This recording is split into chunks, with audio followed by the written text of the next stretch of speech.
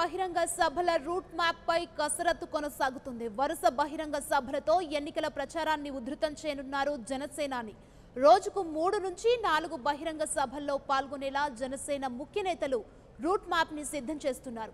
Helicopter తో పాటు road మార్గాన బహిరంగ సభల్లో పాల్గొననున్నారు జనసేన అధినేత పవన్ కళ్యాణ్. రేపు మధ్యాహ్నం 3 గంటలకు రాజమండ్రిలోని ఆర్ట్స్ కళాశాల మైదానంలో జనసేన పార్టీ 5వ ఆవిర్భావ దినోత్సవ సభ జరగనుంది. ఇందుకోసం స్థానిక నేతలు, జన సైనికులు, వీర మహిళలు భారీ ఏర్పాట్లు చేశారు.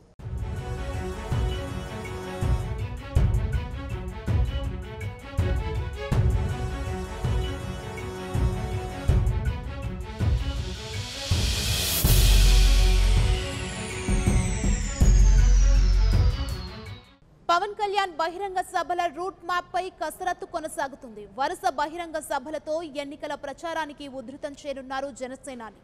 రోజుకు 3 నుంచి 4 బహిరంగ సభల్లో పాల్గొనేలా జనసేన ముఖ్య నేతలు రూట్ మ్యాప్ సిద్ధం చేస్తున్నారు. హెలికాప్టర్ తో పాటు రోడ్డు మార్గాన బహిరంగ సభల్లో పాల్గొననున్నారు జనసేన అధినేత పవన్ కళ్యాణ్. రేపు మధ్యాహ్నం 3 గంటలకు రాజమండ్రిలోని ఆర్ట్స్ కళాశాల మైదానంలో జనసేన పార్టీ 5వ ఆవిర్భావ దినోత్సవ సభ జరగనుంది. ఇందుకోసం స్థానిక నేతలు, జన సైనికులు, వీర మహిళలు భారీ ఏర్పాట్లు చేశారు. ఇదాంశానికి సంబంధించి మరిన్ని అప్డేట్స్ మా ప్రతినిధి నేతాజీ ఫోన్లైన్లో అందించడానికి సిద్ధంగా ఉన్నారు. నేతాజీ, చెప్పండి, పవన్ కళ్యాణ్ బహిరంగ సభకి రూట్ మ్యాప్ పై కసరత్తు జరుగుతున్నట్లుగా తెలుస్తుంది. రేపు జరగబోయే సభకి ఎంతమంది హాజరయ్యే అవకాశం ఉంది? ఏర్పాట్లు ఏ విధంగా ఉన్నాయి? జనసేన అధినేత పవన్ కళ్యాణ్ బహిరంగ సభల రూట్ మ్యాప్ పై కసరత్తు కొనసాగుతుంది. పార్టీ ముఖ్య నేతలంతా కూడా ఏ ప్రాంతాల్లో ముందుగా పవన్ కళ్యాణ్ బహిరంగ సభలను ఏర్పాటు చేయాలన్న దాని మీద చర్చిస్తున్నారు. రోజుకి కనీసం 3 నుంచి 4 బహిరంగ సభల్లో పవన్ పాల్గొనేలా రూట్ మ్యాప్ అయితే జనసేన ముఖ్య నేతలు సిద్ధం చేస్తున్నారు. ఇక వరుస బహిరంగ సభలతో ఎన్నికల ప్రచారాన్ని ఉధృతం చేయాలని జనసేనాని భావించారు. ఎందుకంటే ఇప్పటికే జన సైనికులంతా కూడా వీలైనంత ఎక్కువగా జనసేన అధినేత పవన్ కళ్యాణ్ ప్రజల్లో ఉండాలని కోరుకుంటున్నారు. ఈ నేపథ్యంలోనే వారి కోరికని మన్నించి వీలైనంత ఎక్కువగా ప్రచారాన్ని నిర్వహించాలని పవన్ కళ్యాణ్ భావిస్తున్నారు. అందులో భాగంగానే రోజుకి 3 నుంచి 4 బహిరంగ సభల్లో పాల్గొనాలని నిర్ణయించుకున్నారు. వీలైతే హెలికాప్టర్ లేకపోతే రోడ్డు మార్గాన ఏదో ఒక మార్గంలో అయితే ప్రతిరోజు కూడా 3 నుంచి 4 బహిరంగ సభల్లో ఆయన పాల్గొనబోతున్నారు. రేపు పార్టీకి సంబంధించిన 5వ ఆవిర్భావ దినోత్సవం ఉంది. ఈ నేపథ్యంలో రాజమండ్రిలో అక్కడ జన సైనికుల కోరిక మేరకు ఆ సభను అక్కడే నిర్వహిస్తున్నారు. దానికి సంబంధించిన ఏర్పాట్లు కూడా దాదాపు పూర్తి కావచ్చాయి.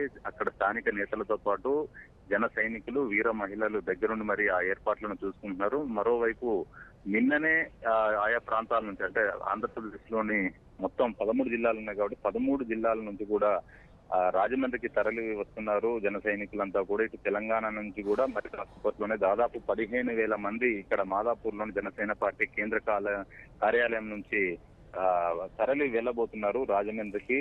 అలానే ఎన్ఆర్ఐస్ కూడా ఇప్పటికే రాజమండ్రికి చేరుకున్నారు. వాళ్ళు కూడా దాదాపు 150 మంది గల్ఫ్ కంట్రీస్ నుంచి ఎన్ఆర్ఐ వీళ్ళంతా కూడా జనసేన పార్టీ ఆవిర్భావ దినోత్సవంలో పాల్గొనాలని భావిస్తున్నారు. ఇక రేపు మధ్యాహ్నం 3 గంటలకు రాజమండ్రిలోని ఆర్ట్స్ కళాశాల మైదానంలో ఈ పార్టీ ఆవిర్భావ సభను జనసేనాని ఏర్పాటు చేశారు. ఆ సభ వేదికగా జనసేన పార్టీకి సంబంధించిన పూర్తి స్థాయి మేనిఫెస్టోను పవన్ కళ్యాణ్ ప్రకటించబోతున్నారు. మరోవైపు పలువురు అభ్యర్థుల పేర్లను కూడా అక్కడి నుంచే ప్రకటిస్తారని ప్రచారం అయితే జరుగుతుంది. కాకపోతే పూర్తి స్థాయి మేనిఫెస్టోనే ప్రకటించి అభ్యర్థులకు సంబంధించి ఈ నెల 16 తర్వాత ప్రకటించాలి అన్నట్లుగా పవన్ కళ్యాణ్ భావిస్తున్నారని మనకైతే సమాచారం అందుతుంది. పూర్తి స్థాయి మేనిఫెస్టోలో మాత్రం రైతులు, అలానే నిరుద్యోగులు ఎవరైతే ఉన్నారో మహిళలు, వీళ్ళందరికీ కూడా ఆయన పెద్దపీట వేసినట్టుగా తెలుస్తుంది. వ్యవసాయ రంగానికి కూడా అగ్రతాంబూలం ఇచ్చినట్లుగా మనకైతే సమాచారం అందుతుంది. ఇప్పటికే ఆ పూర్తి స్థాయి మేనిఫెస్టోకు సంబంధించి మనకున్న సమాచారం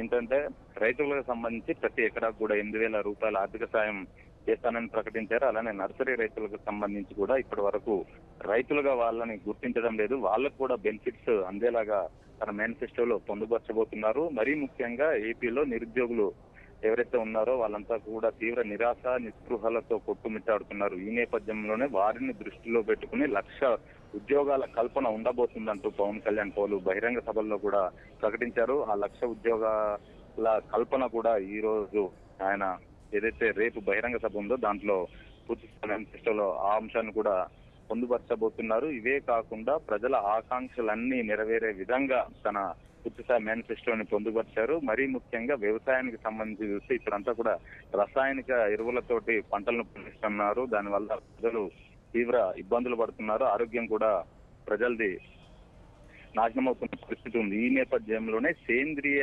సేద్యాన్ని ప్రోత్సహించాలని పవన్ కళ్యాణ్ భావించారు. ఆ వ్యవసాయానికి సంబంధించిన పాలసీలను కూడా ఆయన రూపొందించారు. జనసేన పార్టీ పూర్తిస్థాయి మేనిఫెస్టోలో వ్యవసాయానికి సంబంధించిన పాలసీలు కూడా ఉండబోతున్నాయి. అందులో మరీ ముఖ్యంగా చూస్తే సేంద్రియ వ్యవసాయం ఏదైతే ఉందో దాని ద్వారా ప్రజల ఆరోగ్యాన్ని కాపాడడం, అలానే రైతులకు ఏదైతే గిట్టుబాటు ధర కాదు లాభసాటి ధర వచ్చే విధంగా ఉండడం, ఇవన్నీ కూడా అందులో ఉండబోతున్నాయి. అలానే సేంద్రియ సేద్యం వల్ల నేల స్వభావం కూడా దెబ్బతినదు, నేలకు జీవం వస్తుందని పవన్ కళ్యాణ్ భావిస్తున్నారు.